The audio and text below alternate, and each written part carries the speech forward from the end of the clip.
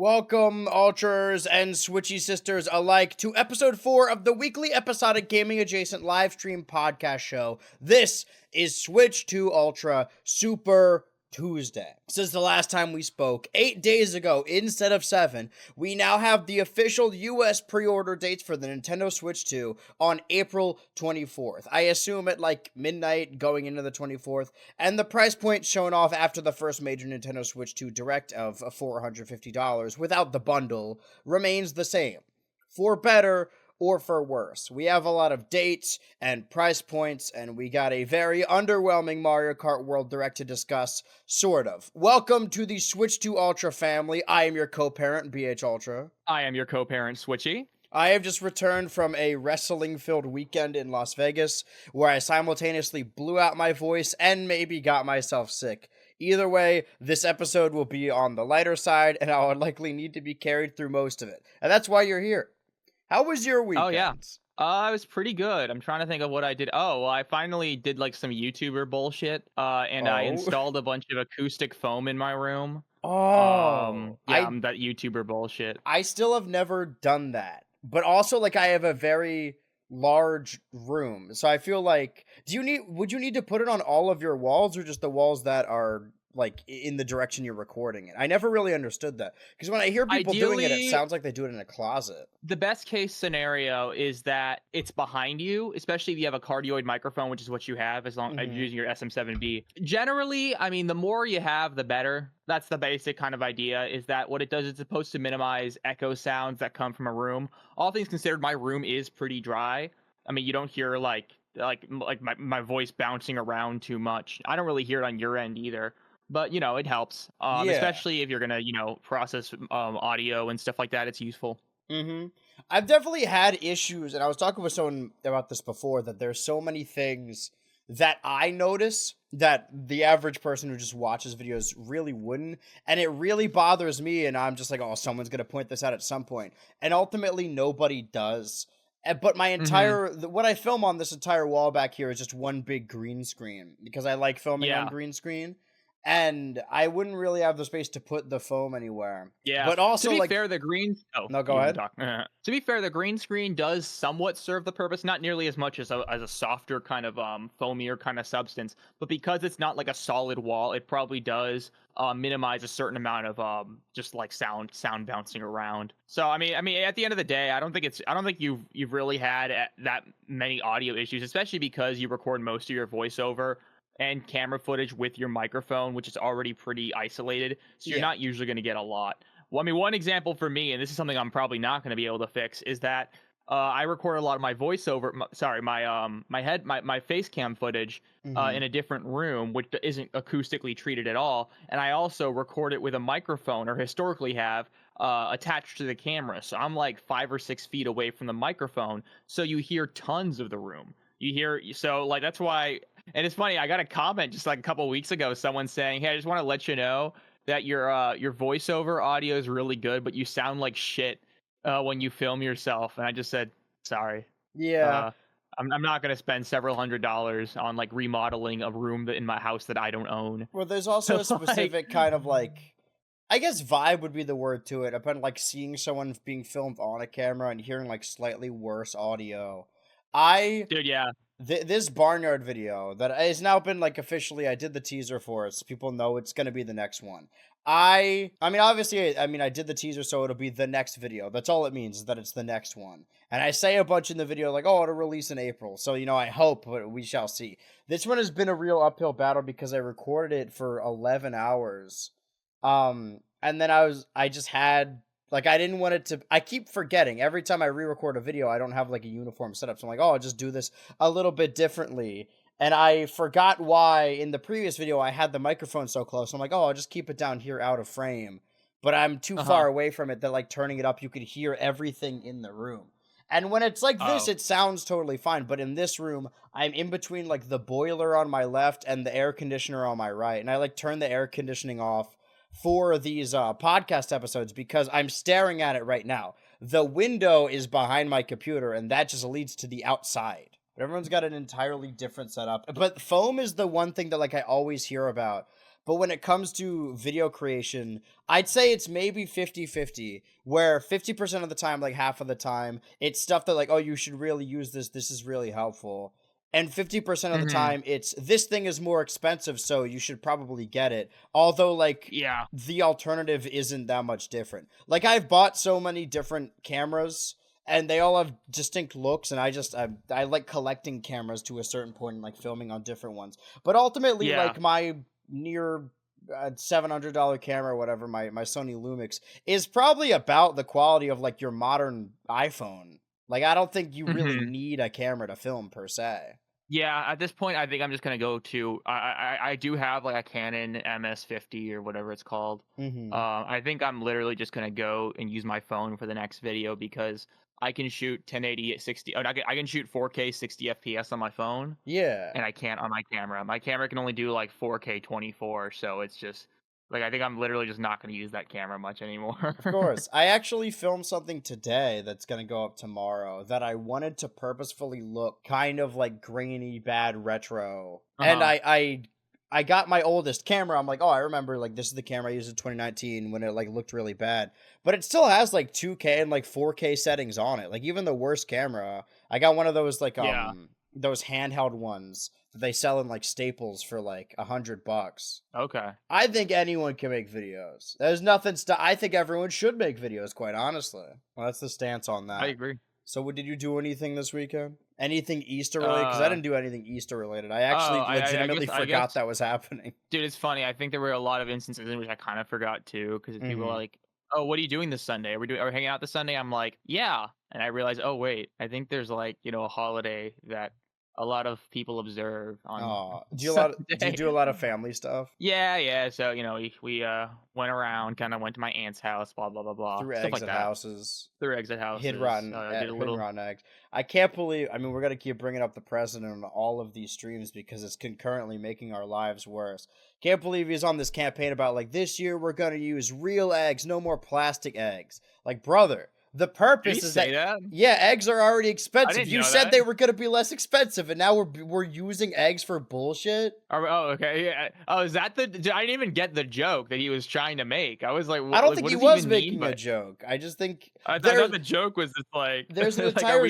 genre of like political discourse where it's not even to make your life better. It's just like, man, thing was better when I was young. Like I've seen people put Yeah. I don't know how much of it is actual political discourse. Like if you go outside, maybe nobody gives a shit. But you just see like verified accounts on Twitter posting about like bringing back old light bulbs, like the light bulbs they had in the 70s. It's like, well, that's who does that even benefit? You just remember it's nostalgia.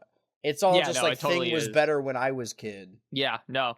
I heard you see a lot of these dumbass montages of just like '60s movies, Well, or, it's it's always footage of like Once Upon a Time in Hollywood, and it's always footage of the Manson family in that movie.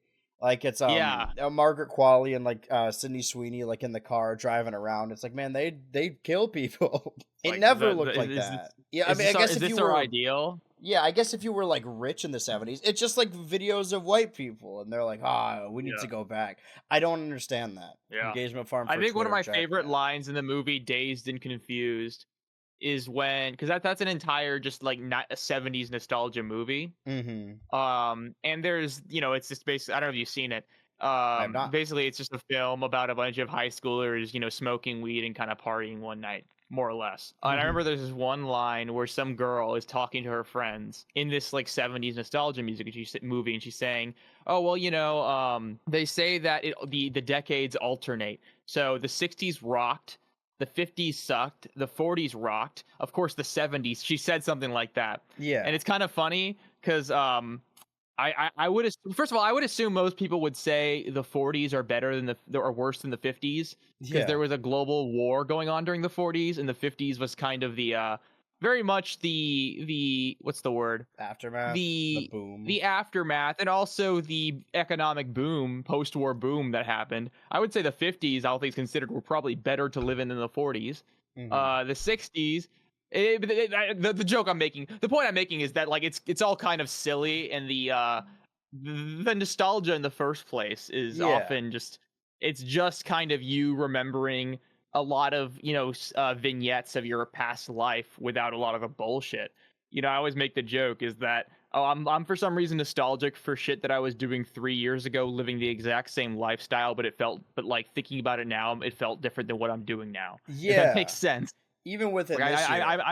Was it to I where miss it aimlessly browsing the computer in 2022. Now I'm just aimlessly browsing the computer in but it was 2025. so much fun, damn it. There are certain time periods that stand out like that. Or even like since we're talking about crises and recessions, like being like, man, for me it's 2008 for whatever reason. Like I have so many fond memories of that year, and I was just living my best life in 2008. But if I wasn't a child, it probably would have been like miserable. Oh yeah. Oh yeah. And that's how it is with every era. Is everyone grew up a certain time and they're like games were the best then, movies were the best then, and then audiences are trying to cater towards them. I thought for a while I had a theory that we were on a cycle cuz you have a show like Happy Days, a popular Uh-huh. show in the 70s that's set in the 50s, and then also like Grease came out that decade. And it was big Uh-huh. on 50s nostalgia. And then in the 90s you get like that 90s show, other movies set in that era in the 70s. And I thought it was going to keep concurrently happening. And I was very stoked about the prospect of seeing more like 90s and 2000s nostalgia. But I think, and I saw someone else tweet this, I don't know who said it, but it did stick out to me that this era of 80s nostalgia has lasted longer than the 80s. Like Yeah. Stranger Things has Yeah. been on for like a decade now. Well, been on. It's been on and off for a decade now. Yeah. Yeah. And one thing I will say is that there are elements of early aughts culture that kind of are having a bit of a revival right now. I think a lot Yeah. of the Fruitiger Arrow stuff. I don't know if you know what that is. It's a lot of the Yeah. kind of I call it Windows Vista art, like this a Mhm. certain kind of type of digital art that kind of was popular back then. It's very people are really nostalgic for it. It's kind of funny seeing this stuff happen because you kind of realize how a lot of it is sort of made up, and a lot of it's just kind of a Yeah. hodgepodge of different things. I don't want to talk too much shit because the animator who made this, that it's just a playful animation. They got a lot of shit for it, but there's this one animation of this kind of I think I know what you're talking about. um yeah. So basically it's based on the kind of raw kind of scene culture Yeah. cat stuff, and it's like this character singing to this fan song that is basically someone singing over one of the Kevin MacLeod or Macleod, I don't know if it's McLeod or MacLeod, I always said one of those McLeod, but that could be wrong. McLeod, Kevin McLeod. Or uh McLeod, it's yeah. the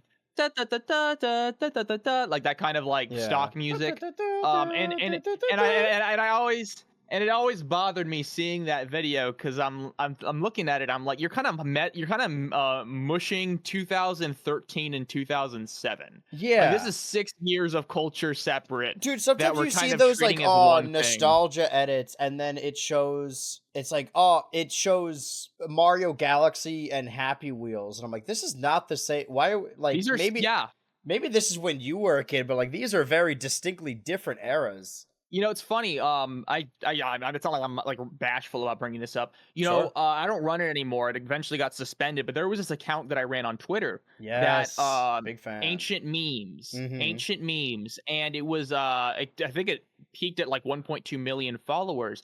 And I think honestly, because of that, I am a lot more opinionated about this than I really should be. But I think it's interesting seeing how people's definition of what is old changes. Because when I first started that account, it was 2021, January 15th, 2021, I think.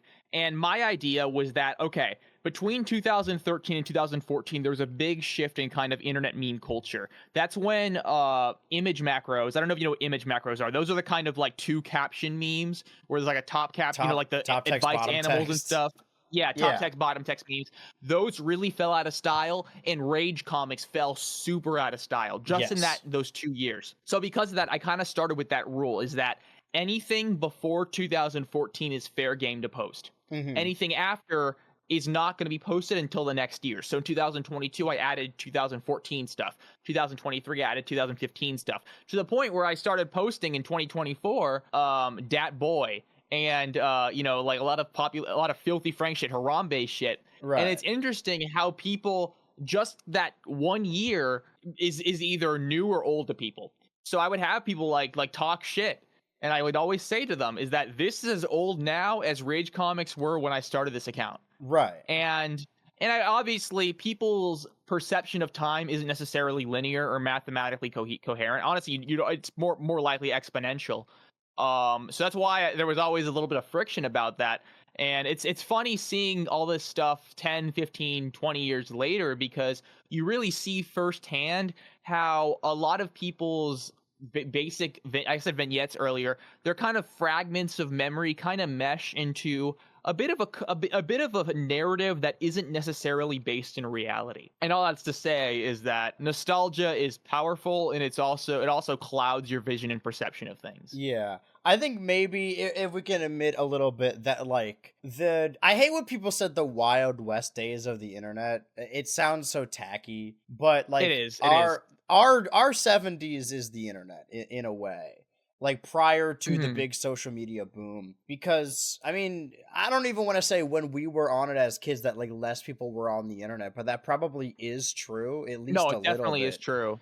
Especially with the development and the popularity of smartphones, I would say, because it's crazy. There are a lot of people I know who barely know how to use computers because they only really use stuff on their cell phones. Yeah. Um, so I could see that being true. Obviously, for example, I remember in 2011, 2010, the biggest YouTube channel was Ray William Johnson or whatever, Yes. and he was the first YouTuber to hit 2 million. Nowadays, there are YouTubers with 2 million subscribers I've never even heard of. And the Yeah. biggest YouTuber has like 200 million. So, I mean, the scale at which people use a lot of these services, not just in the United States, that's another part of it, is that, the internet has took a little bit longer to like really become a daily kind of utility for people in the developing world.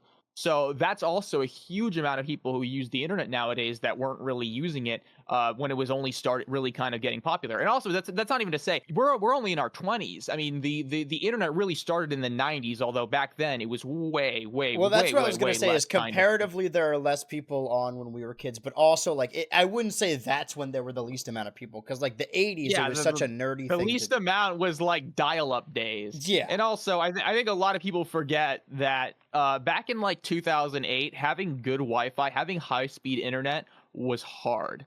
So my stuff would always go down. Sometimes I'd like wait like 10 minutes to just like go from one page to another. I think it's hmm just easy. I think it's just easy to forget how difficult certain things were when you were using the computer. Sorry, that's not a proper sentence. you got I it. think it's easy to forget how difficult certain things were back in the supposed golden days. There were a lot of things that I really am glad I don't have to deal with anymore. Yeah. Well, it's just there's always going to be goggles for any period of time. Like I was just on the West Coast a couple of days ago, and sometimes I think back to like my period of time living in California, and that's where like the videos from 2020 came from. Like that Izzy video I filmed in that California apartment, and I Uh huh. have been staying with one of my friends who was also my roommate then, and thinking about like man, like oh that was so fun, like just being able to like leave my desk and just go and do all these things together and just do whatever. And then I was Uh back on the huh. West Coast for a little bit, and I was like, man, we didn't have air conditioning, and there were six. Like it was miserable when I was in it, and then when I was Yeah. out of it, I was like, man, good times. Those were the good old days, quote unquote. But I've stagnated, not stagnated, but I've lived here where I am right now longer than I've lived anywhere since moving out. So it doesn't feel like a longer period of time. Although, like looking back at like 2022, I'm like, oh my god, that was forever ago. It was Uh huh. 21 then. Entirely different era, and 25 is just getting started now. But my Hmm. line of thinking, or what led me to that saying that our internet is different from the current internet, is how separated everything is. I think it was a lot easier to track memes when the internet was a lot more centralized, where like the most popular memes everyone was aware of, and most Uh memes huh. like everyone was using. It's a comparison of like, oh, when there was a sitcom on in the 90s and that was the biggest show everyone was watching, as opposed to now, like a show that has millions and millions of viewers could be a show you've never seen or heard of that's on a streaming service that you don't even Yeah. have access to. Whereas I was going to say what began this circular thinking rather is when I was about to say like, oh man, you know what's like fun is like being able to wrap up all those memes in a year together in like a rewind, like a YouTube rewind. Bringing that back would be really fun. But then you think about it, and there's so many popular memes that the average person probably hasn't even experienced. And even looking back at YouTube rewind, I'd say like 90 to 99% of the people in those videos I did not know. Uh Where huh. internet is Yeah. a lot more strong in fandoms now than it is like one concurrent totalitarian internet where everyone exists on the same plane. Whereas now it's like, yeah, if you're a fan of this thing, you've seen all the memes for this thing. and there could be a saga, an entire story developing on the internet that you aren't even aware of that's happening on a different app. Uh-huh. Yeah, you're Yep. definitely right. Hmm. I think things definitely are a lot more fractured these days, culturally in terms of people's attention. I think there aren't as many things just kind of keeping everyone's eyes on the same kind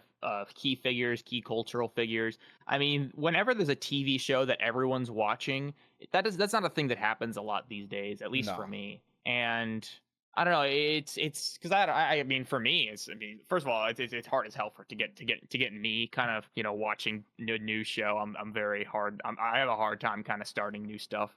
Yeah. So I don't know.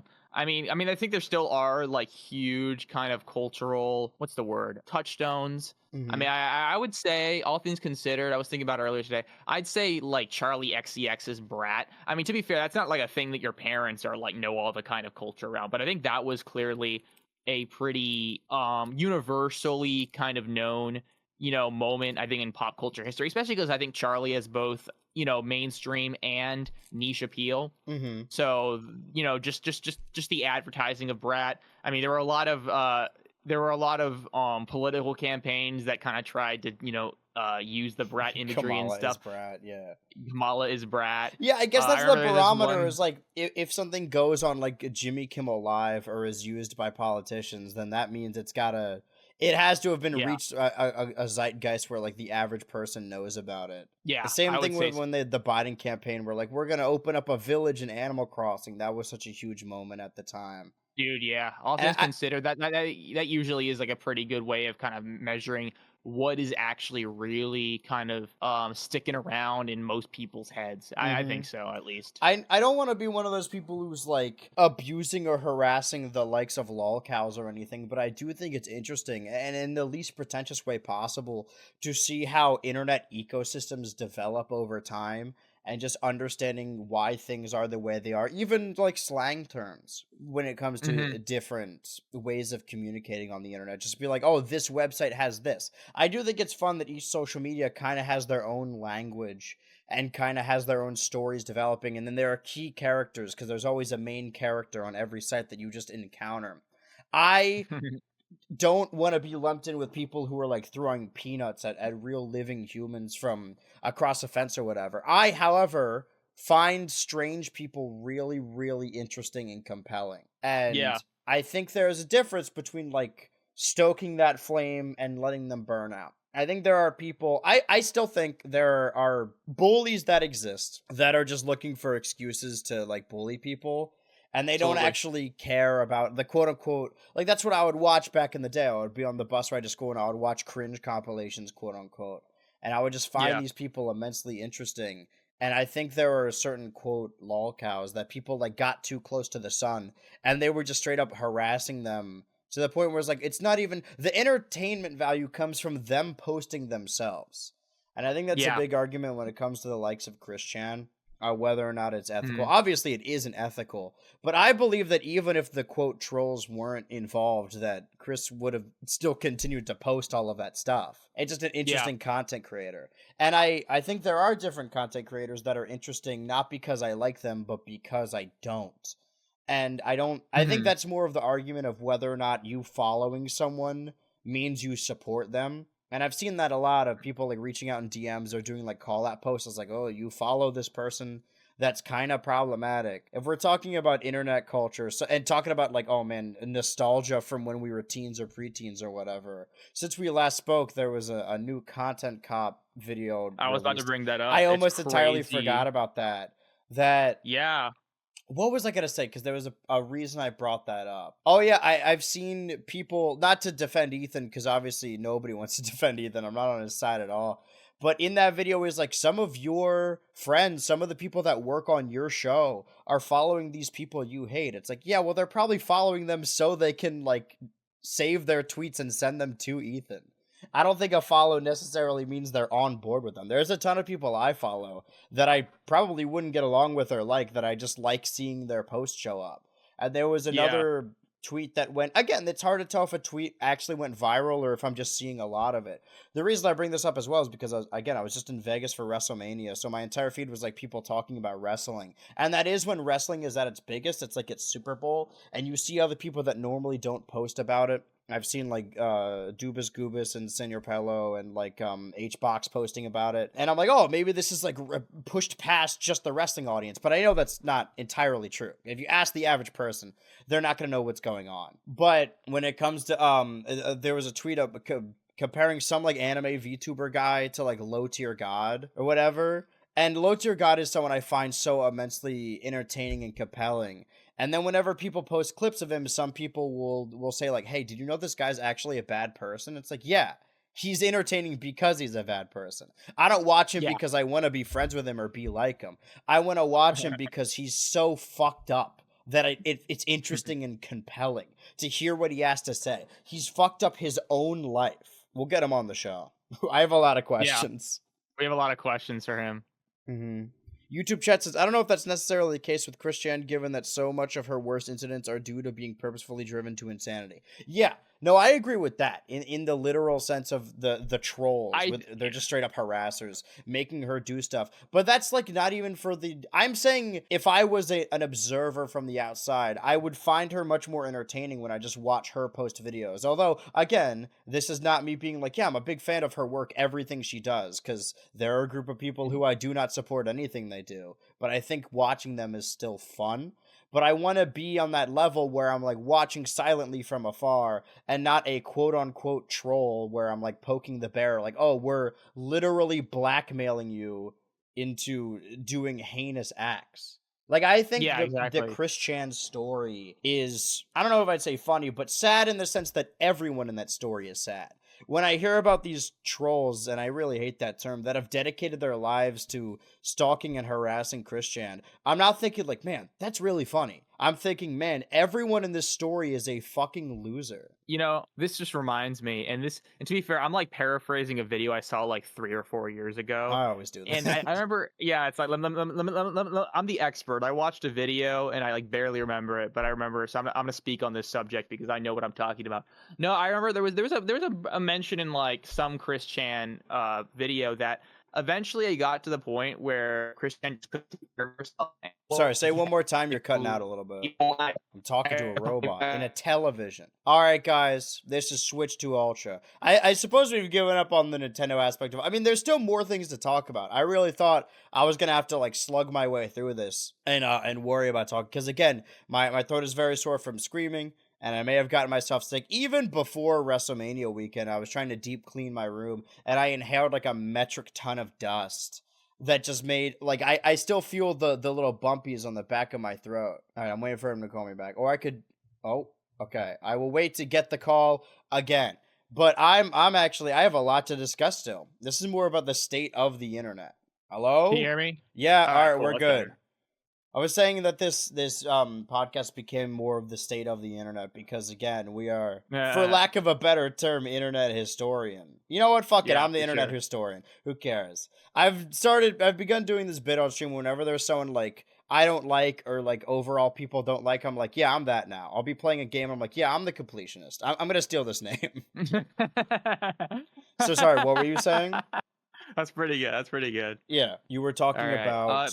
Yeah. Something. Basically, I'm pretty sure Chris Chan at some point she was having so much trouble kind of taking care of herself that I think the lead person at Kiwi Farms ended up trying to manage her finances for her or something, or they were taking the money, like taking commissions that she would draw and they would take care of the money and give it to her or some shit like that. Yeah. Where almost this entire website that was kind of made just kind of prod you and get and get reactions out of you. Literally its lifeblood is you to a certain way, in a certain way. It's that obsessive. they kind of need to take care of you to that extent, which is just kind of like, I mean, that's just like a whole kind of circle that where eventually this person that basically you've made an entire website dedicated to harassing. I'm not gonna you know like this is very literal gang stalking. The only like real occurrence. Shit. Yeah. And because it's been a thing you've done for so long, eventually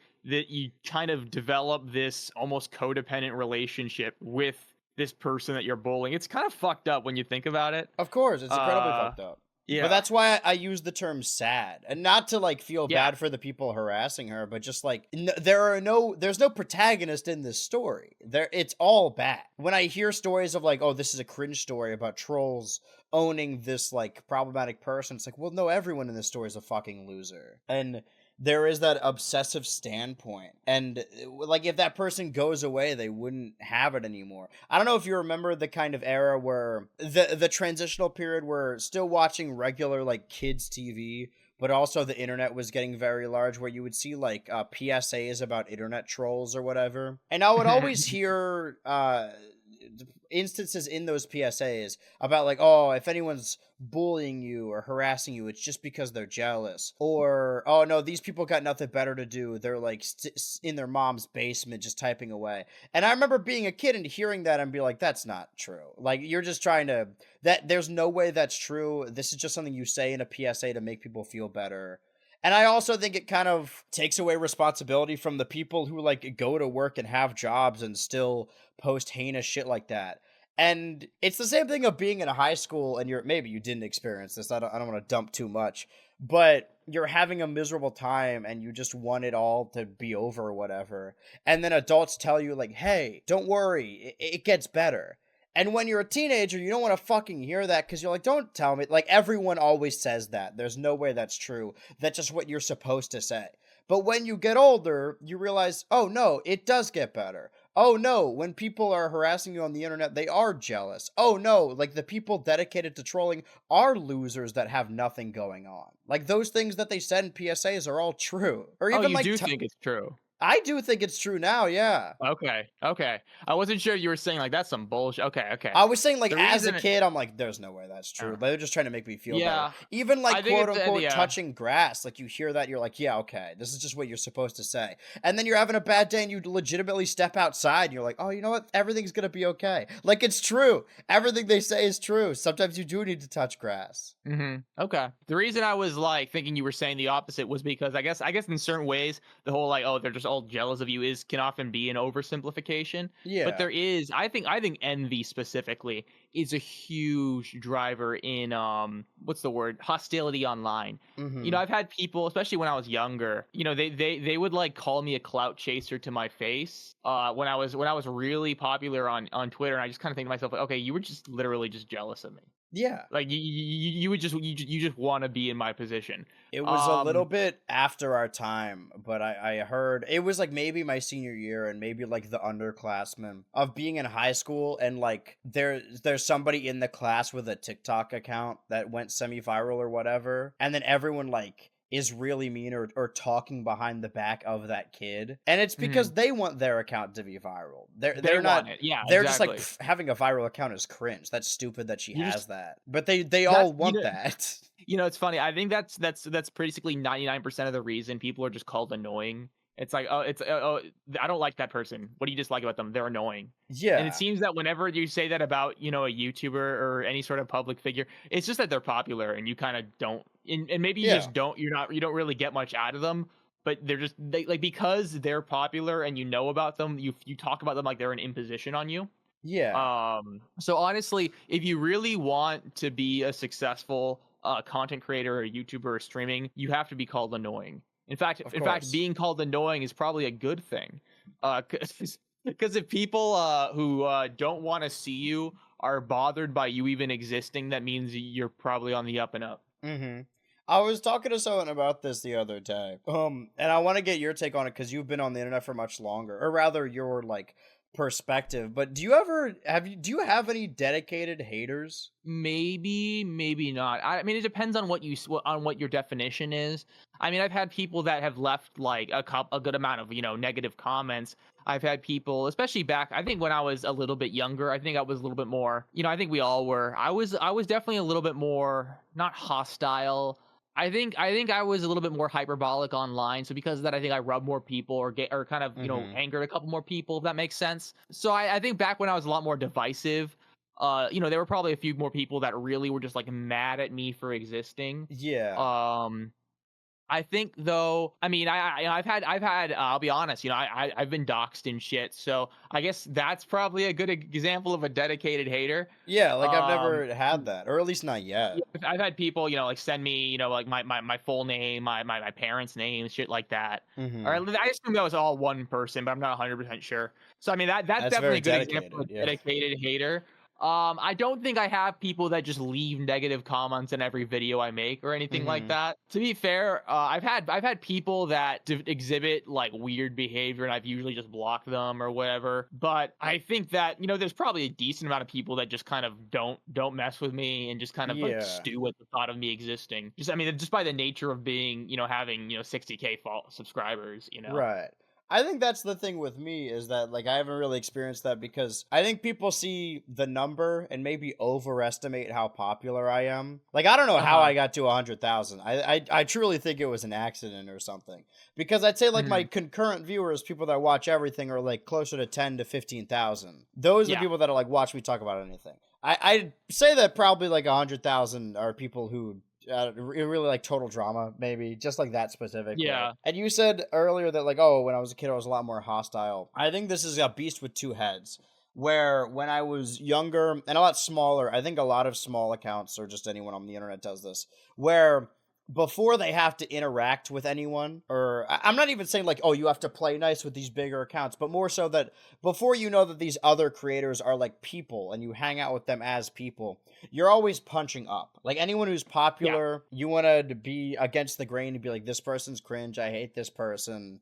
When I was making videos to no one, I would always make fun of game theory a lot, and that's because I liked it when I was a kid. And I do have a lot of gripes, personal issues with MatPat that are not really worthy for the podcast, more so than other people do. But it was definitely me just like, oh, this is a very popular account and I want to dunk on this because who's going to care, you know? I mean, and it became a Yeah. running joke with my friends. Alternatively, so what I'm saying is once you get to be a certain level, I don't think there is such a thing as a responsibility of a large account. Like I've always detested that idea that like, oh man, you have this many followers, you can't say this about this person. It's like, no, if somebody's a dickhead, they deserve to be called out. If they're posting on the internet, like that is a PvP enabled zone.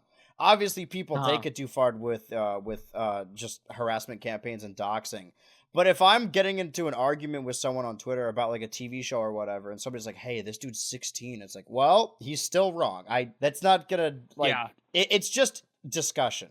And I think we talked about this in the last Hmm. episode too, where I don't take media discussion seriously in the sense that, oh man, this is like a life or death thing. No, if we disagree on like a show or whatever, it doesn't mean we're at odds or like snarling at each Yeah. other from across the room or whatever. It's just, oh, I disagree with you on this thing. And I find arguing about that kind of fun because there are no stakes whatsoever. But once you get to a Yeah. certain point, punching up or even down is like it's your responsibility to not really do that, to try and not ruffle as many feathers or just piss off people that might very well be nice people. That's a Alternatively, big thing for me. you Yeah. said less hostile. I think I am still hostile because I always hated, I still hate the idea of like, if you're on this pedestal, if you're in this position, you need to be honorable, you need to be looking out for people. And I do look out for people that need it. I feel I have a very marginalized audience to a certain Hmm. degree. But if people are a dickhead, I'm gonna respond back as a dickhead, not to be like, oh, minions, attack this person, but just because that's how I would respond.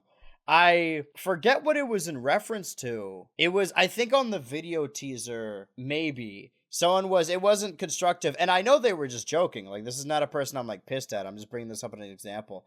I posted the Barnyard teaser and somebody commented, like, oh, what drove you to post this today? And so I just responded like, oh, I personally wanted to piss you off. It was out of spite, actually. I did this to Yeah. piss No, you dude. off. I say that shit all the time. I Yeah, say that because shit like if you're all. already gonna start the conversation like that, why am I gonna be like, oh, I'll look the other way? It's like, no, man, it's just words. Yeah. Like, Yeah, I I, mean, I definitely agree, absolutely, because I mean, I'm in a position I think a lot of people covet, and I'm grateful to be in the position I'm in. mm-hmm, But I think especially small creators, as you said with the game theory thing. First of all, I think a lot of people really believe that, or they at least because they haven't really been proven to themselves otherwise, they kind of think that okay, if I were game theory, I would not make any of the mistakes that Matthew Patrick made. Right. You know what I mean? It's very short-sighted. And for me, honestly, when someone seems like genuinely believes that in my position they would just do everything right, especially people that watch all this just like YouTube drama slop all the time. They kind of Mm-hmm. watch these YouTubers and they seem to develop this idea in their head that all these people are just stupid, but if it were me, like none of this would have happened. I would have been the rational person. You know what I Yeah. mean? There's like this heightened sense of I guess just like this heightened sense of superiority. I guess I don't know, superiority is the best word, but I know a lot of people that because they've never really experienced the good and the bad of having a certain amount of people paying attention to you, they really overestimate the fun and underestimate the difficulty. Mm-hmm. And because you know, I mean, one thing is, you know, you have a lot of people watching you, a lot of people have shit to say.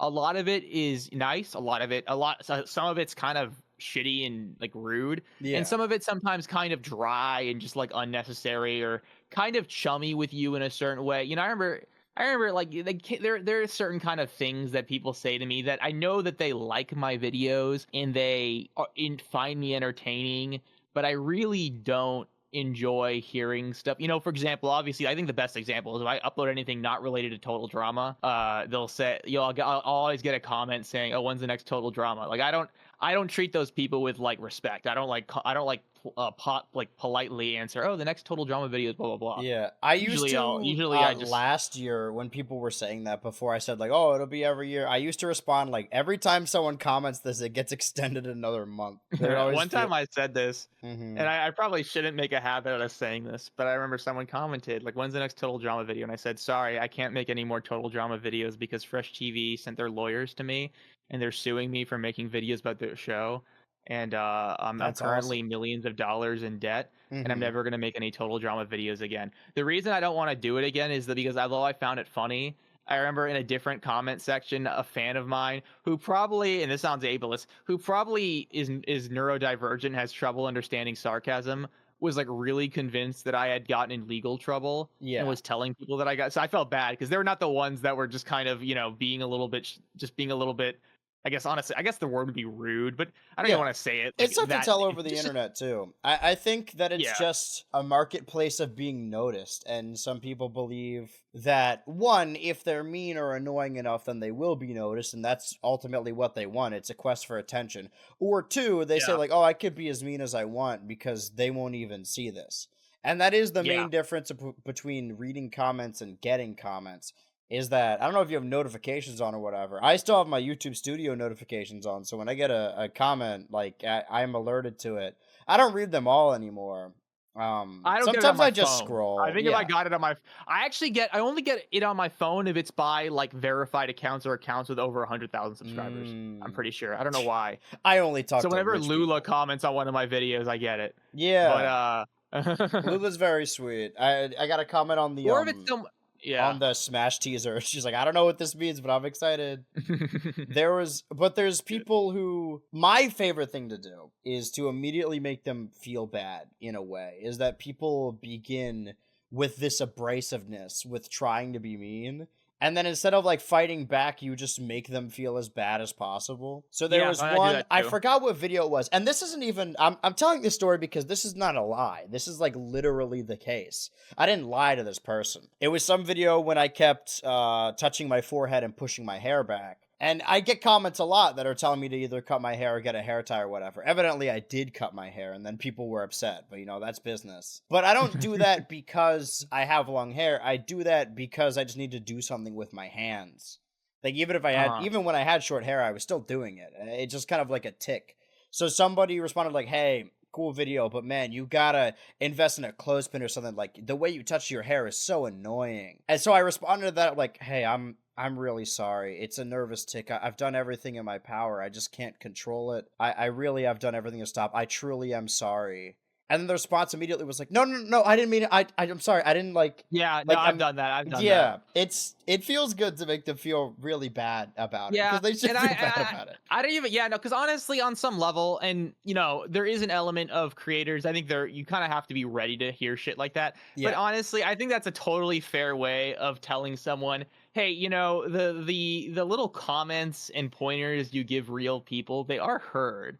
And I'd recommend if you're gonna like comment on someone's behavior like that you don't know, that you only watch their videos, you have to be ready for them to respond to you. And a lot of Right. them aren't ready to respond to you. You know what I mean? Because I don't know what they want you to hear. Do they want you to like stop doing it? Maybe. But I think when they say it like that, there's kind of an implication that I feel like they kind of want to make you feel bad or make themselves feel better. It's like, oh well, I Yeah. don't have any nervous tics that I do when I record my own YouTube video. You know what I mean? It's just I don't know. I mean, at the end of the day, it's just the golden rule, treat people how you want to be treated. And I think to myself, I wouldn't want random people leaving comments telling me that I do weird things. You know what I Right. mean? So I don't know. And some people mean well. That's what I was gonna say. Is that like when we get a comment, it's sorted by new comments, so you see what all the new comments are.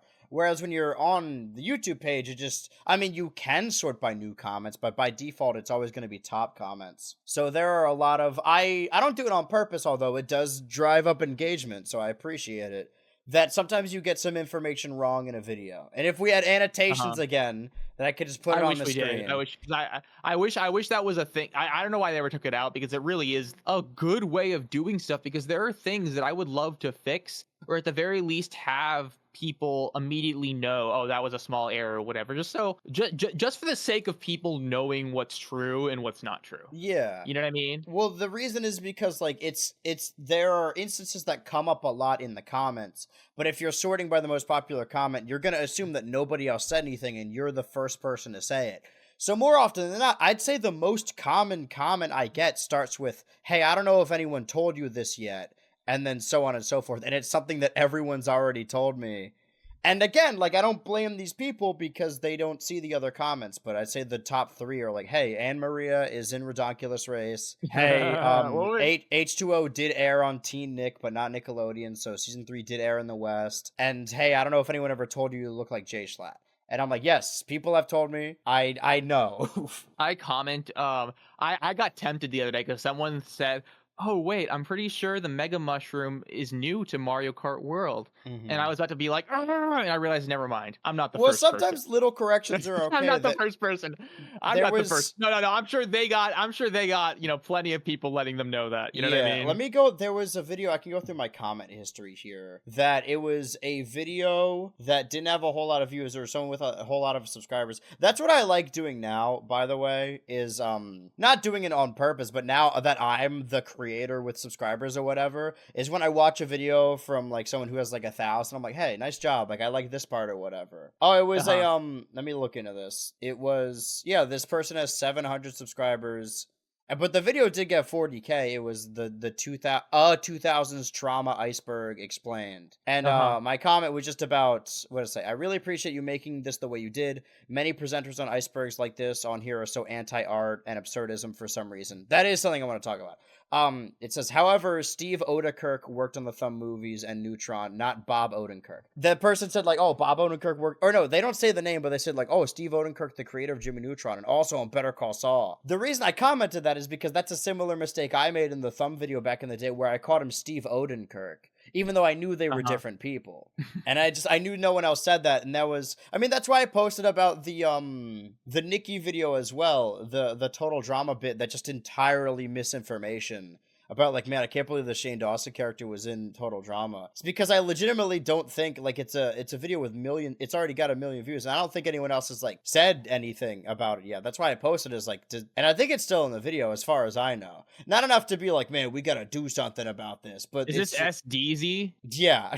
Did I had like no idea if that was a joke or not when I saw you post about it. I'm like, is this just like a joke? Like No, she's I being wasn't genuine sure in that. the video, which, and it I also thought has I thought the that was. it also has the Oh, cadence of okay. people who are posting like whenever there's like a fart or feet or whatever in a cartoon. They're like, "Man, the people who write for this show should be And like it's like fetish ashamed." art.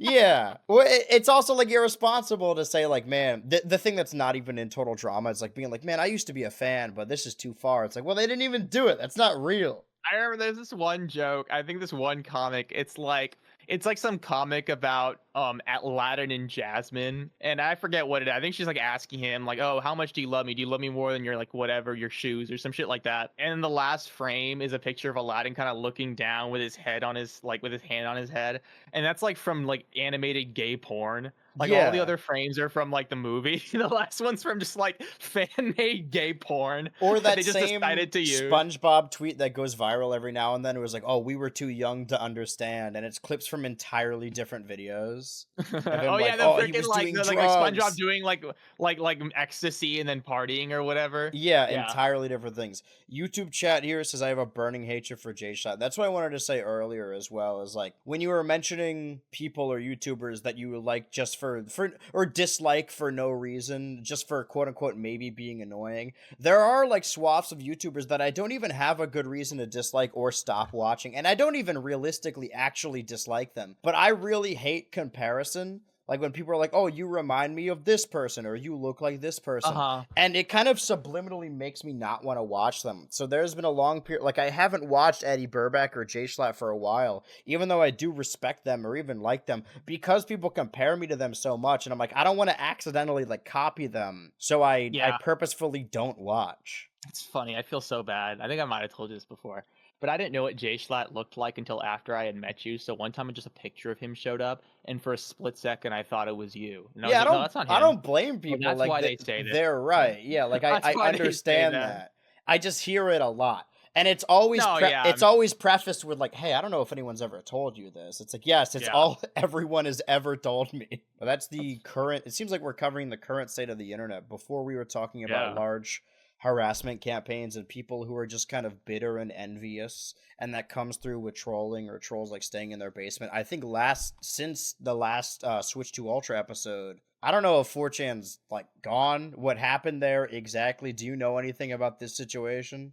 I don't know if the website can currently be accessed. I'll just do it right now. As Sure. far as I know, the website got hacked. Mm-hmm. Pretty much the hackers were able to access pretty much the entire. I forget what the term is, but basically the kind of the tools and stuff the mods and janitors use. Okay, as far as I can tell, it seems that it's kind of stuck on like captcha verification. So I think it is down. Mm. Basically the entire back end of the in code of the website got hacked. Pretty much all of the moderators and janitors and stuff got their information leaked, and they're probably being sent a lot of pizzas or whatever, Mm-hmm. or at least probably just being they're probably just being DDoSed. So Yeah. if you happen to be a 4chan janitor, a moderator, or admin watching Switch to Ultra, just unplug your router or something. Oh I don't boy, I know. hope so. Did you Um, ever browse yeah. the website regularly? I'm not a Not fan. really. A little I bit in promise I'm high not a fan. school. A little bit in high school, I would like browse V and stuff like that. Mm-hmm. But I kind of fell out of it because I think you realize because I think especially for I don't know about you. I remember like in 2015 there were these YouTube videos. The gamer from Mars would make them. It's the like top Yeah, 10 funniest 4chan pranks or I do remember whatever. that. And it's like all these like and it kind of talked about 4chan as this kind of just logical conclusion of like internet trolls and these like hilarious people. And then you kind of browse the website and you kind of realize it's all the same conversations over and over again. Most of it is just kind of time wasting, stupid shit. Yeah. And I think because everyone's anonymous, you never really get that much thoughtful discussion because it's so easy to just kind of say some contrarian shit and like fish for replies. Yeah. And because of that, it's not that serious of a freaking website, and it's hard to look at it as really that meaningful for any kind of discussion. Because let's say for example, especially back when I was in high school, I kind of wanted to look at it as a decent kind of place for rumors and discussion to kind of be seen as someone who was interested in how people were talking about Nintendo. So I would go on V or whatever and see what everyone was saying about the new Nintendo Direct. And I thought, wow, it looks like everyone hates this. Everyone hates Nintendo. Everyone hates everything Nintendo does. And it's not that simple. It's very easy to just kind of, oh, okay, the new Smash character came out. Let me just talk shit on 4chan, Mm-hmm. just because it's fun. And it's because if I like, say some ridiculous crap, people will go crazy. That's what the website usually is. That's why, I mean, although I am pro internet anonymity, I think it is good and it's valuable for people to be able to kind of speak their minds without necessarily, having to, disclose information about their personal lives. I think when there really is just no way to keep track, especially on the boards like V, where there isn't even an internal kind of way of keeping track of who's saying what on the threads. Pretty sure some threads, some boards do. Maybe V did eventually have it, but like in certain boards, basically when you posted from your IP address, there would be a little thing, like a little color and a little tag, kind of letting you know who from what thing is posting what, didn't like kind of show them their identity. So when you're having a conversation with someone, you can still keep track of that person, what they're saying. Mm-hmm. A lot of boards just didn't have that. So it's just, there's no real way to have a meaningful conversation on 4chan, in my opinion. So that's why I think that, I don't know, that's why I kind of grew out of it really fast. That was always I a think site it's, that I was just a tourist. Like, I think that their entire genres are like, I don't know, I don't want to say empires. There are entire subgenres of people, accounts on other social media that post screenshots from other social media. Like, before I yeah, was on Tumblr, I was probably just looking at the Tumblr tag on iFunny for like a good year or so. So yeah, that's true, that's true. the extent of, and then before I was on Twitter, like I was just on like Reddit accounts that would post screenshots from Twitter. Yeah, And before I was on TikTok, I would watch videos people posted of TikToks on Twitter, so on and so forth. But I never really got into 4chan because like all the best stuff, that was my opinion on TikTok, is like I don't need to download it because all the best stuff will get to me at some point. Like I will see it. yeah. Although I do like curating my own feed and I like making TikToks now, but that was one that like I think if people who regularly use that website talk to me, they'd probably be really offended that I'm just kind of a tourist. That the extent of my Uh-huh. knowledge is just like going to accounts that would post screenshots like r/green text or anything like that. Yeah. And that's the extent of what I feel. But I've seen, I mean, if we're, I don't know how to grace this, but if we're bringing together all of these topics of people of a deep-seated hatred deriving from envy and also self-hatred, and also the anonymity of it all, and very specific verbiage and vocabulary in specific audiences. I don't know how much we can discuss this or how much nuance we can have in the topic as two cis guys, asterisk, but I do see a lot on my feed just because there's a lot of Venn diagram overlap of like, oh, wrestling fans and people who use Twitter and people who post art and like cartoons and like Smash Bros. There's a lot of trans women I follow on Twitter, and sometimes there are other ones that I encounter or like interpersonal drama, and there are terms and words that seem so silly to me or just like sound funny to say out loud that you would never hear the average person say, and they're all derived from envy, and I think there is a large swath of trans women on 4chan who are just their entire audience, or not audience, but their entire agriculture is about like shitting on popular trans women for like Yeah, being absolutely. attractive, and they're just like, this will never be me. It's like you're not even giving yourself the opportunity. Anyway, the reason what I say is because there are terms like, I don't know if it's offensive to say, but like I've seen it on my feed calling people like twink hun passoids, and I'm like, this is alien language. Like nobody actually talks like this. The term Yeah. passoid is so fucking funny to me. Like you could just enjoy your life without thinking about how other people look. And I do Yeah. think a No, lot of it is rooted in envy. yeah, and I mean, but once again, I don't want to, talk about it as as someone who's as if I were like deeply invested in the culture, but it does Yeah. seem to be, and this isn't to excuse the behavior of the people saying a lot of that shit, but it seems to be a very toxic expression where these people fixate on, I guess, like other big well, fix on big creators and just kind of make their lives miserable or say the most heinous shit Mm-hmm. just out of envy. And frankly, I'll be honest, what seems to be a very deep rooted self hatred, how they look, what they feel, and I remember, I don't want to name names. I remember there Sure. was this one relatively large account that was posted a selfie, and then someone replied to them or quote tweeted it saying, "I hate how happy this person I is," or did "I see hate how that, happy yeah. she is." And then the person responded like, "Sorry, I guess," and they got kind of a bit of pushback, like, "Why are you responding to this small person or whatever?" And I kind of think to myself, if someone tweeted publicly, even if they didn't have like a huge follow, even if they had like a couple hundred followers or whatever, that my joy is literally a source of pain for them, or they're like, my joy is something that is a problem for them.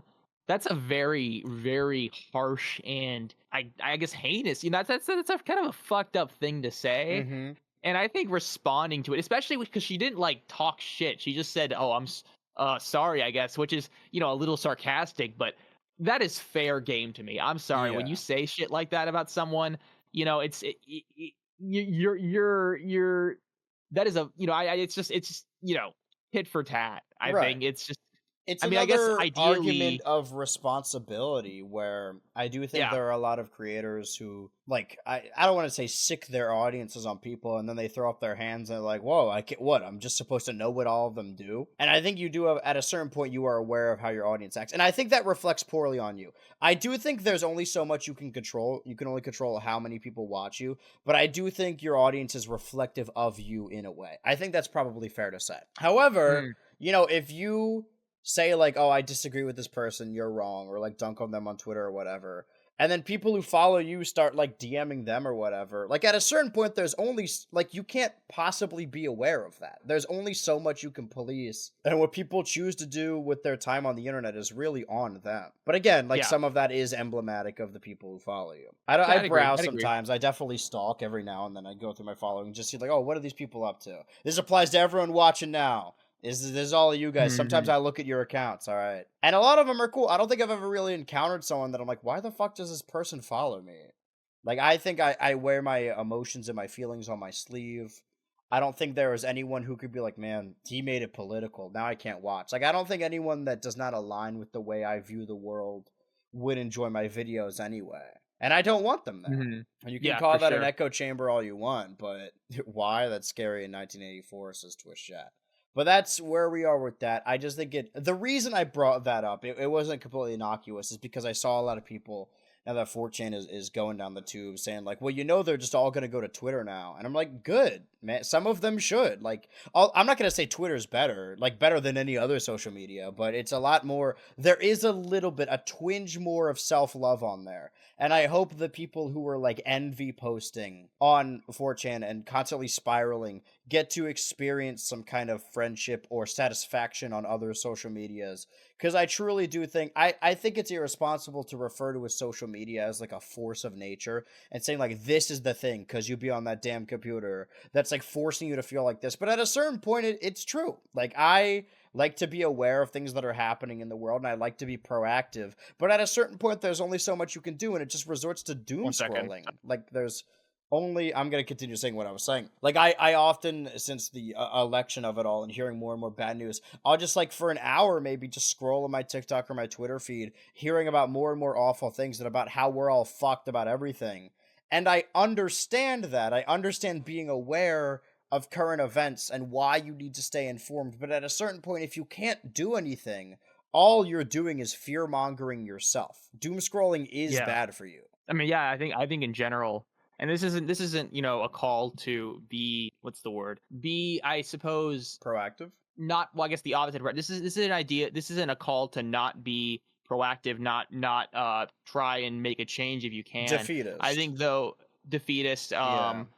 complacent. That's the word. Yes. It's not a call to be entirely that. If I think if you do be a place for for you to make changes, kind of raise your voice, make help where you can. That's absolutely true. But at the same time, being super invested with shitty things going on that you really can't do that much about is not good for you. Obviously, once again, if you see a place for you to kind of speak about it, kind of develop a certain amount of kind of awareness to certain things, that's definitely true. But like I think especially back when I was a little bit younger, I would be a lot more angry about just bigoted people existing in general, in Yeah. the sense that just like there are people who believe shitty things, people that believe hateful things, and well, I think one of the big things that everyone finds themselves doing is just really getting invested in arguing with people.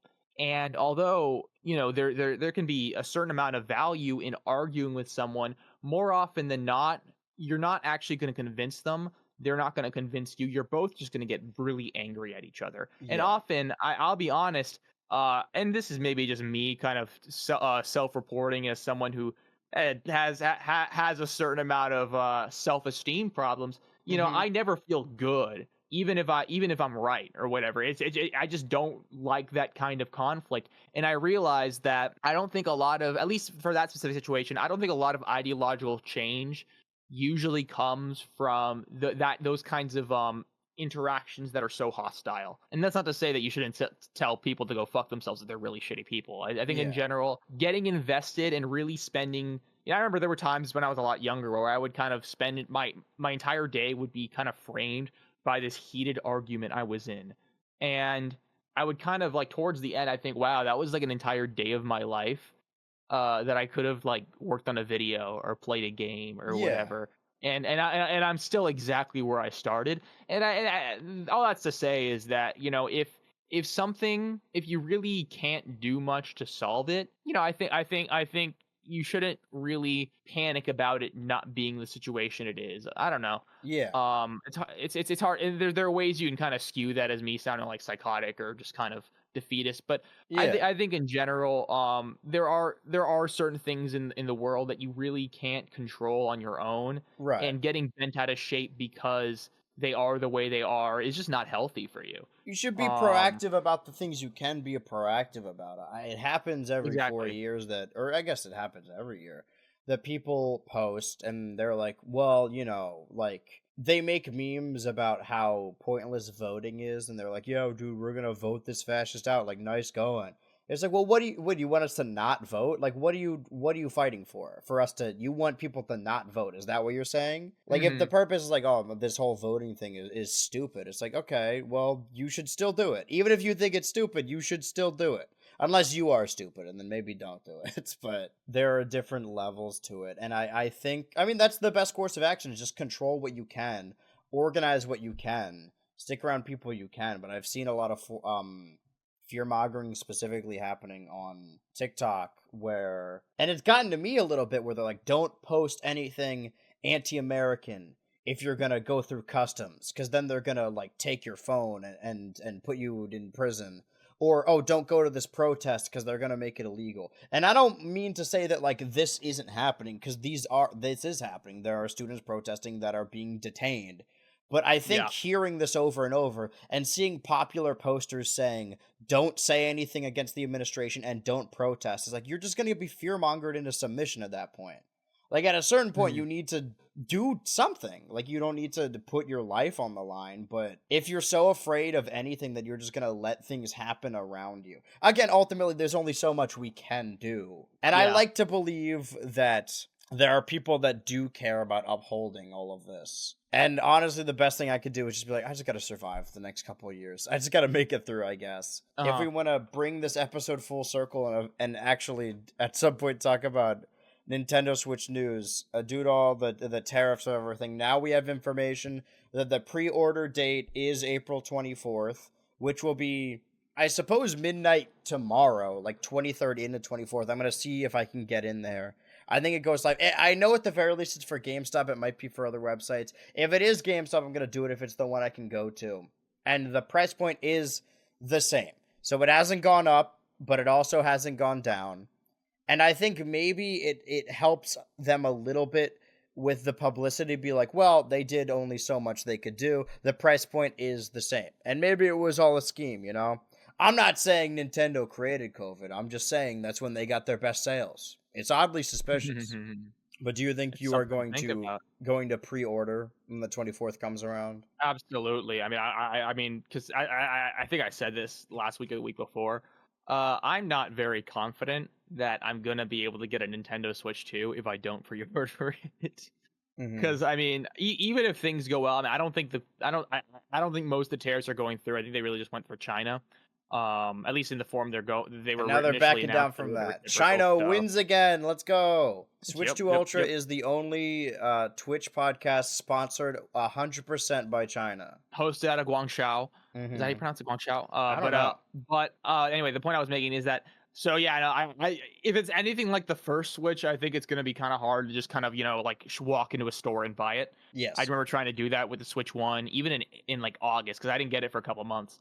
for certain reasons. And I remember like walking into multiple stores, multiple Targets, Toys R Us, Best Buy, couldn't get my hands on it for a while. So, and I don't want, and for this show, and also because I'm kind of a Nintendrone, I definitely want to get my hands on it as soon as possible. Right. We have, Do we know let me, actually the GameCube games are going to be playable on Switch 1, or is that just probably going to be Switch 2? I think it's just Switch 2 because it is a part of Okay. the expansion pass or whatever it's called, right? Uh-huh. We Yeah. have another Super Tuesday next week, and then one, two, three, four after that, and then I believe that is June. That will take us into June. So June 2nd will be the final episode of Switch 2 Ultra before the release of the Nintendo Switch. We got about 6 more episodes of these, I think, if I counted correctly. 1, 2, 3, Uh-huh. 4, 5, 6. Yeah, 6 more. And we propped this up about talking about the new price or the same price point.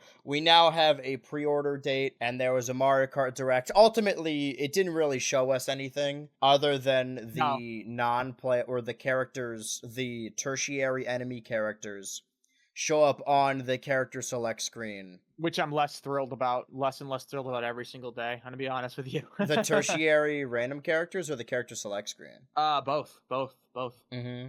Yeah, looking at it, well, I could show it on screen here real quick, is how many markers there are down here that people thought like, oh man, there's going to be so many additional characters. But it seems like multiple of From these the slots jump, are taken by costumes. It seems like a lot of this just are going to be costume. alternate costumes.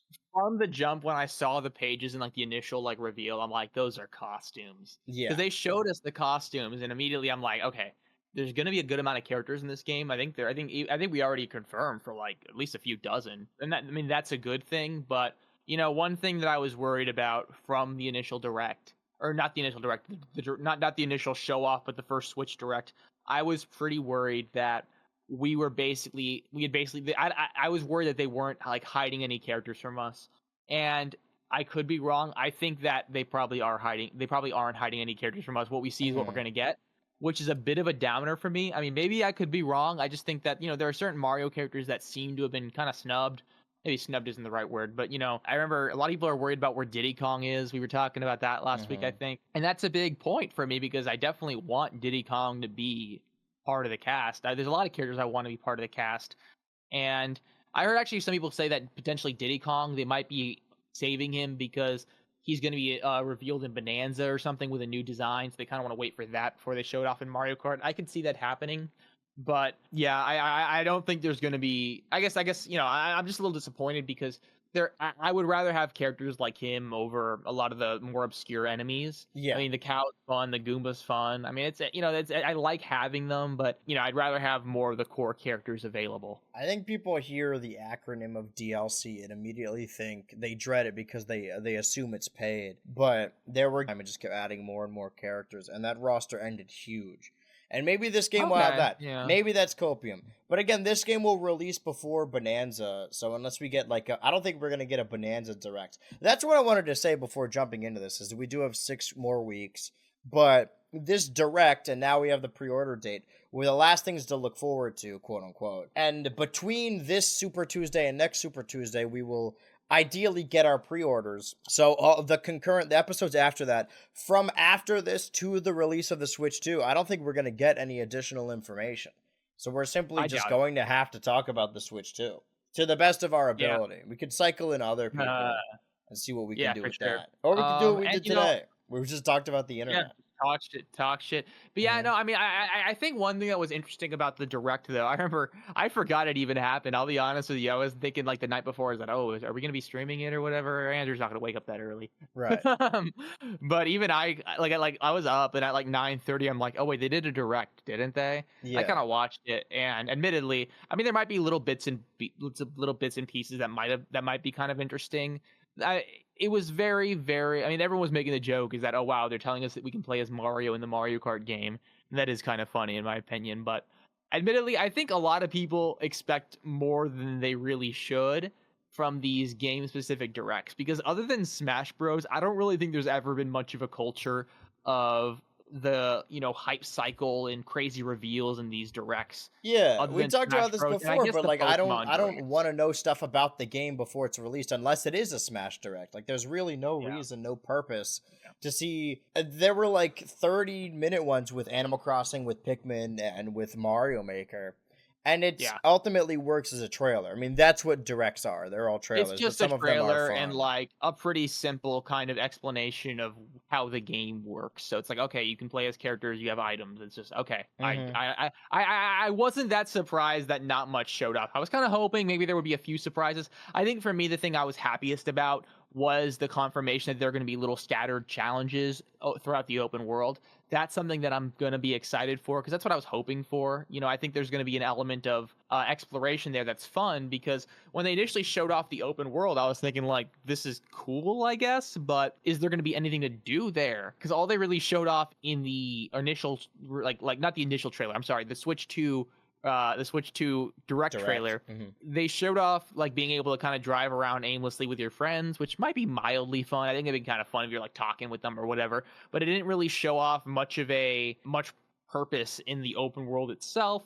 And if they're going to be challenged and stuff, I assume that there's, that's going to be the main draw. And that's a big thing for me because I love the battle mode and stuff like that. Not battle mode, the challenge mode in Mario Kart DS. Seeing something like that is They pretty did show cool. off battle mode though.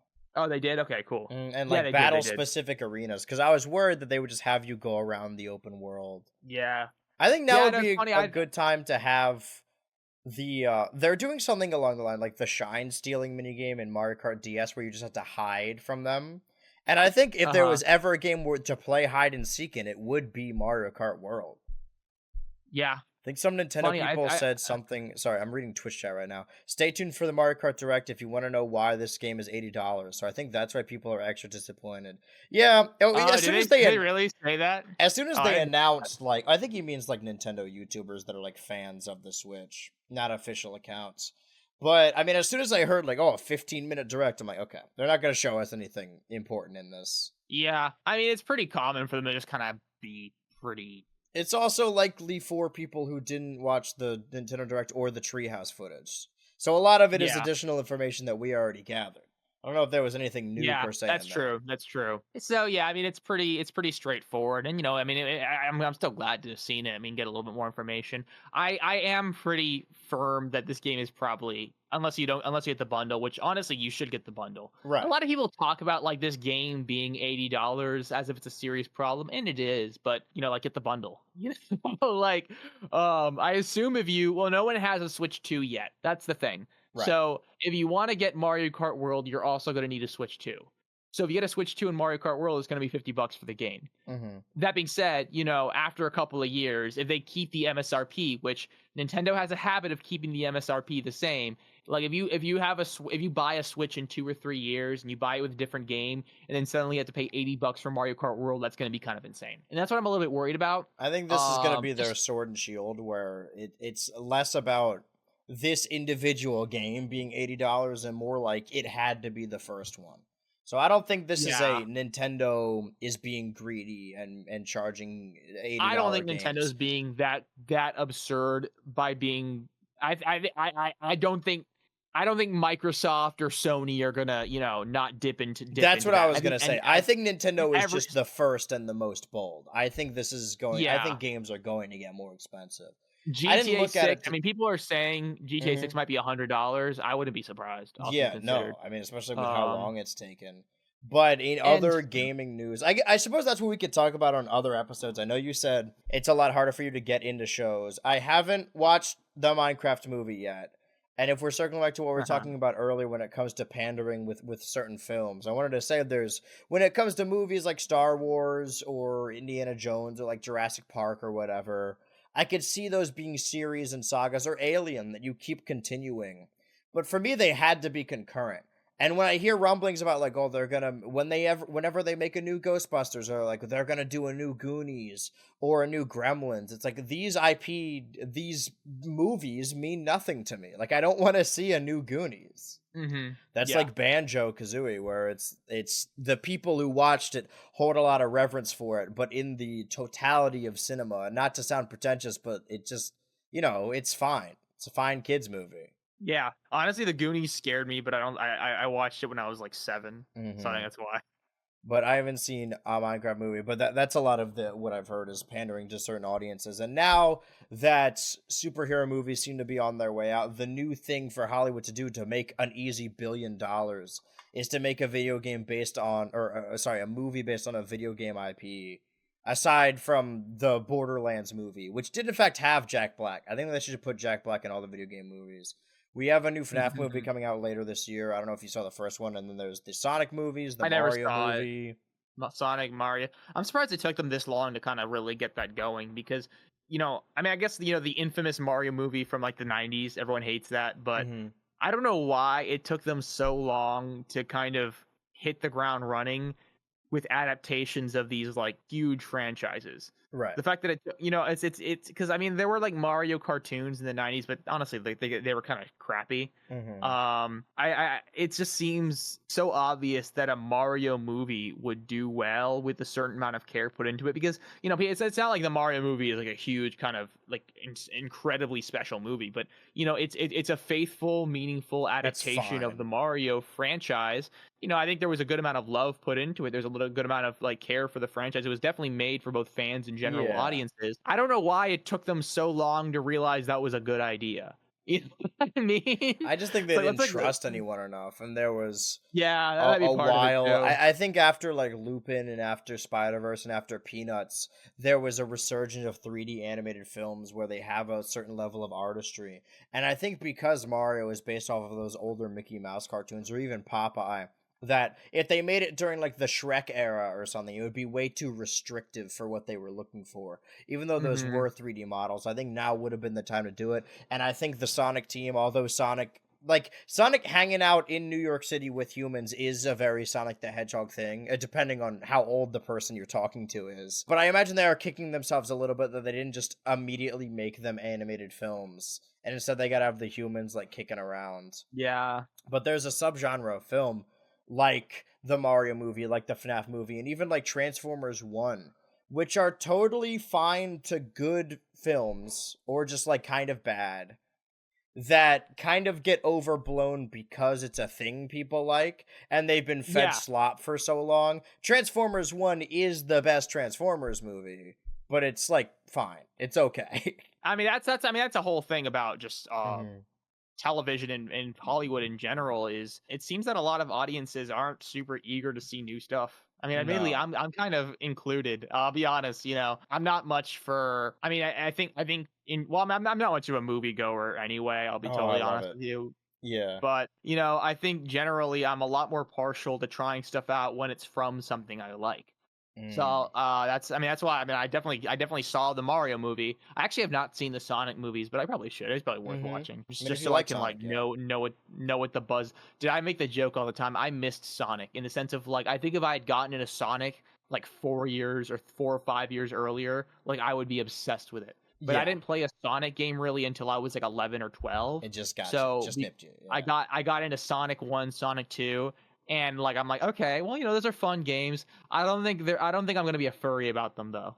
The You know what I mean? extent of Like, my Sonic fandom was all fan works anyway. Like I never watched the yeah, cartoon or played the games. Like it was all flash cartoons or YouTube videos or like flash games that I would play. That was the extent of my Sonic fandom, my love. So that's why when I view Sonic, I objectively pretend he's in the public domain because everything I like about Sonic is from the people. Even like Sonic Mania, which was an officially released game, was made by fan modders yeah, to begin with. But the reason all this yeah, comes up is because it's also made its way into. Well, what I wanted to say is the way I managed to I had that for a while where like I didn't want to watch something that I didn't already know. That the lateral movement is just like to do the thing that old heads used to do and get really into directors or actors. Like I would see people go like, I'm gonna see the new Tom Cruise or I'm gonna see the new Denzel. It doesn't even matter what Denzel Washington is in. He's just a huge star that people will go to see it, even if it's like yeah, Gladiator 2. That they'll just see the actor they like. And I used to see that and not understand. Like, well, they're not being that actor in the movie. But now I get it. Now you kind of want to see actors you like and you want to see them perform. And the same thing was yeah, with directors. Like, I don't know if I mean, because I go to the movies every week, I eventually just end up seeing whatever they have. But it does help to be like, hey, this is from the director of this movie, or this is from the director of this movie, so on and so forth. And you start to build up your own sort of web in your head that you're like, oh, this is this person from this thing. This is even like the writer from this thing. And Yeah. it helps you enjoy things. I don't know if it does. I mean, I just genuinely love going to the theater in general. But Hmm. I thought I should say that there were shows like the Fallout show. That was another big video game IP thing that was very popular. I tried watching some of the Devil May Cry show on Netflix. It was by the Castlevania guy. I know the Castlevania show is very big. So this recent like swath of video game IP being popular isn't necessarily a new thing, but it is the bubble is getting bigger. Like we're on the precipice of that being the only way to make $1 billion now. But since we've started this season 2 of The Last of Us TV show for HBO I started up. I haven't watched the first 2 episodes yet, or I haven't watched the first episode, or maybe it is the first 2. But by next Sunday, I think the second episode or third episode comes out. So I don't know if you've watched that show or at all or have any interest of it, but it might be worth discussing once I'm caught up on that show. Oh, okay. I haven't played the games. That's another I reason haven't why I don't try either, a lot but of I think things. that's why I Is like the that show. I never watched the Fallout show, despite a lot of people saying it was good or interesting or worth watching, Hmm. because I've only played New Vegas. I'm like, well, okay, well, I mean, it's not for me then, but I think Right. it is for me. I think it is for me. Well, that's I the think thing they is like made it with fans like me in Fallout and mind, who Last like of play Us. like I one never game. played those games in like a meaningful way. So I don't have the same like, oh, this is this thing from this thing. Although my buddy Ranch was watching and he was like, oh, this could tie into this guy and the guy who flips the coin, Benny from New Vegas, so on and so forth. But I do think The Last of Us is probably worth watching. Maybe season 2 sucks. I don't know. But if you want to discuss that, we can moving forward because I will be caught up for that come next Super Tuesday. Come Tuesday. Mm. Super come I'll let you Tuesday. know. Yeah. Also, like while we're talking about Fallout, or yeah, just the company in general, the only other non-Nintendo game that I'm excited for moving forward in this year that I'm going to play next month is Doom: The Dark Ages. And again, if we're going to wrap this up with information, since the last time we hosted the show, they shadow dropped an Oblivion remake or a Yeah, remaster. dude. I might actually peep that one because I've always wanted to get into Elder Scrolls. Yeah, I've never played. I've played a little bit of Skyrim. Never got super into it. I never played any of them. Yeah. Um, I might actually have Oblivion on Steam. Let me check. No, I don't. I don't. Do I have Morrowind? I do have Morrowind. Fallout 4 was Um, my first one, and then I kind of just stopped playing them in general. And then when Starfield came yeah. out, I was like ready to like, okay, this is the next big Bethesda RPG. I'll try and play it in a meaningful because I do think there is something different to playing a video game when you're an adult as opposed to as a kid, where you can like get into games in a more meaningful way than you didn't before. But I was worried that I was being the Gen Z gamer that I'm like, man, this game is boring. It's just shooting when it comes to Starfield. But no, it just wasn't a great game. Like you just go to places and then you shoot. So I think it might be worth going Yeah. back to older Fallout games. But so you haven't played Oblivion at all? No, I haven't. I haven't. Mhm. And to be fair, when I first tried Skyrim, I was literally 11. I Yeah. think I was too young for it, too young to really kind of get into it, or didn't really, or not. I mean, because I think at that age, there were certain games that I would have liked if I kind of put a little bit time into learning how to play them, but I wasn't gonna, It was so I always never an kind of. older brother game. I would go to my friend's house and like their older Yeah, brothers will be playing it. And yeah, I just for a long period of time prior to Portal, I just wouldn't play first person games. I didn't find them as compelling for whatever reason. I think because I was just a Nintendo kid. But that's the only large gaming news. I mean, maybe as much as this is Switch 2 Ultra, maybe the Summer Games Fest will happen between now and the Switch 2 release. I don't think so. I think it might be a later summer thing. But we do have 6 weeks to kill. But we have that yep. ahead of us. That's Yeah, well, for we can later. talk about some of the other games, I guess. I Yeah, don't know if there's anything else major coming out. Like I'm really excited for Doom: The Dark Ages because I really like Doom 2016 and Doom Eternal. But we will save that for another time. I think we've been talking for a good hour and a half here. Unless you have any closing remarks. no, I'm good, man. I'm good. All right. Well, this went very swimmingly given the circumstances. We always have a lot to talk about. Man, at any point, if we just want to talk about the current state of the internet, because again, not to sound like overblowing the idea of the internet and making it seem more grand than it is, but I do think there is something to, again, this is going to sound dumb, but like studying the way internet culture develops. And I think we've been on the internet for long enough, both of us Oh coming yeah, up with it, like as very young children, for better or for worse, that it's kind of in our blood. We exist on the internet. yeah, definitely. That's one final thing I wanted to say earlier is that I mean, I talked about it in a YouTube video. Bray Wyatt video got taken down. That same day, I was getting on a flight back home, and I tweeted out like, "Hey, I live on the internet. I live on YouTube. I exist on YouTube, always and forever." I tweeted that. I wasn't realistically worried, but I'm like, listen, I want to have a backup plan. If something bad happens on this plane, I want to have a cool final tweet or something, or a final video Do or you have a fear something. of flying?